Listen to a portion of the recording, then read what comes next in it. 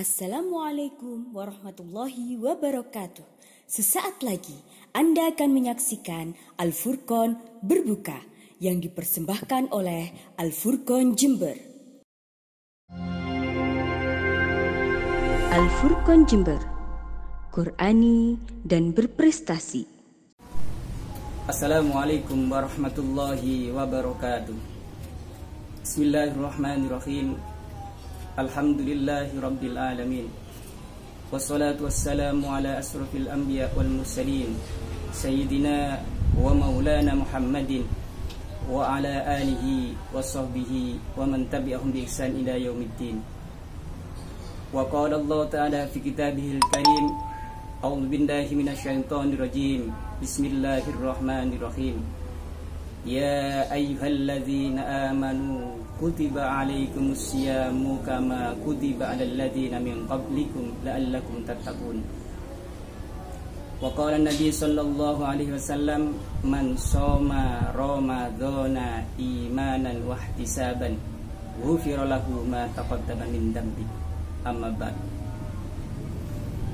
Pertama, mari kita panjatkan syukur kehadirat Allah Subhanahu wa taala, di mana pada detik ini kita masih diberi kesempatan oleh Allah untuk bisa menjalankan satu bentuk ibadah, menjalankan rukun Islam yang keempat berupa puasa di bulan suci Ramadan. Yang kedua, salawat dan salam semoga selamanya tetap terlimpah dan tercurah kepada junjungan kita Nabi besar Muhammad SAW sebagai suri tauladan kita dalam menjalani hidup di dunia ini. Sahabat, bila kita melihat sebuah ayat yang kita baca tadi yang berbunyi, ya ayyuhalladzina amanu kutiba alaikumussyam kama kutiba alal ladzina min qablikum la'allakum tattaqun, bahwa ternyata puasa itu diberikan kepada orang yang beriman. Tentu iman dalam pengertian al-iman huwa tasdiqun bil qalbi wa iqraru bil lisan wa amalu bil arkan. Ternyata iman itu adalah meyakini dalam hati kita dengan keikhlasan yang kita miliki. Kemudian kita juga butuh mengikrarkan dengan lisan kita, dan tentu membuktikan kita dengan amal perbuatan. Puasa itu adalah sebuah bukti amal kita untuk pengabdian kita kepada Allah, yang pada akhirnya diharapkan kita menjadi orang yang bertakwa. Bertakwa dalam pengertian imtisalul awamiri wajtinabun nawahi, menjalankan semua dan segala perintahnya dan menjauhi segala larangannya tanpa kecuali, sesuai dengan batas-batas syariat yang kita pahami. Sahabat, hari ini kita masuk pada fase yang ketiga. Bila bulan Ramadan itu kita bagi menjadi tiga, maka ada fase sepertiga pertama, fase sepertiga yang kedua, dan fase sepertiga yang ketiga.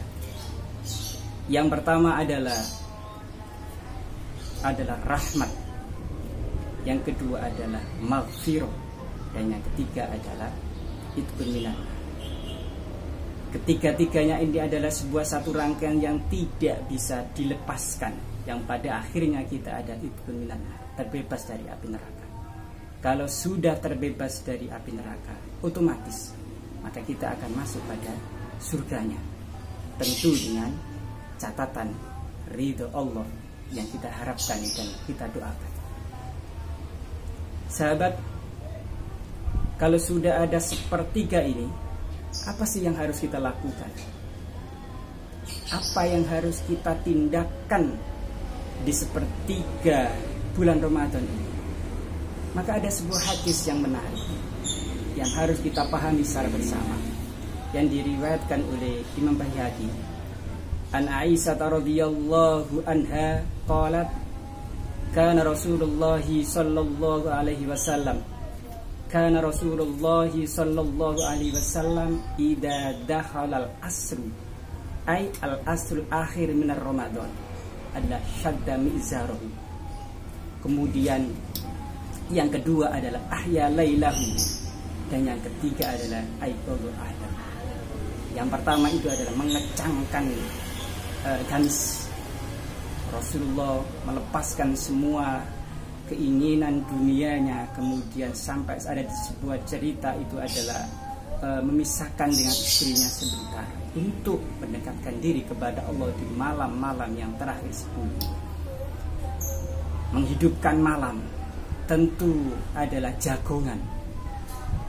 Jagongan di malam tentu tidak semua malam itu dengan jagongan, tetapi ada kita bagi malam itu, kita sehari itu kita bagi menjadi sepertiga. Kalau hari itu 24 jam, maka silakan dibagi 3, maka tiga bagian atau sepertiga hari kita isi dengan kebaikan di akhir bulan Ramadan ini. Dan tentu yang terakhir ada aiqadhu ahlam. Rasulullah mengajak, membangunkan anaknya, istrinya untuk sama-sama untuk mengisi di bulan akhir-akhir ini dengan mendekatkan diri kepada Allah. Maka ada sebuah keterangan di Fathul Mu'in itu yang menarik. Ternyata ada yang mendukung apa sih yang harus kita lakukan. Maka ada 3 di Fathul Mu'in itu yang untuk mengisi kegiatan itu. Yang pertama adalah memperbanyak sedekah. Dijelaskan bahwa sedekah ini tentu tidak hanya sedekah wajib berupa zakat fitrah, tetapi juga sedekah sunnah yang mengiringi. Kenapa harus sedekah? Iya, karena sedekah itu adalah bentuk ibadah sosial kita, bahwa kita menyadari bahwa bagian dari kita itu tidak hanya diri kita saja, tapi juga ada bagian dari orang lain. Khairun nas anfa'uhum linnas. Manusia itu adalah orang. Artinya kita itu tidak milik kita, bahwa milik kita itu ada juga milik mereka. Dan yang kedua, dijelaskan bahwa memperbanyak membaca Al-Quran. Tadarus idealnya tentu adalah memahami isi Al-Quran. Bila kemudian kita ada keterbatasan untuk memahami Al-Quran, tentu membaca saja itu sebuah kebaikan yang tidak ternilai, apalagi bulan suci Ramadan. Seberapa mampu kita menghafal atau seberapa mampu kita bisa menyelesaikan bacaan Al-Quran dengan 30 juz itu dengan sebaik-baiknya. Dan yang terakhir itu adalah iktikaf.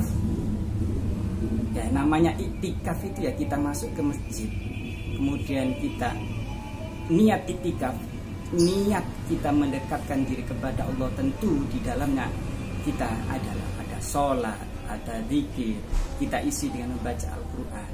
Apalagi kita ingat bahwa Lailatul Qadar itu para ulama sepakat, mayoritas mengatakan akan turun di akhir-akhir bulan Ramadan, termasuk sepertiga.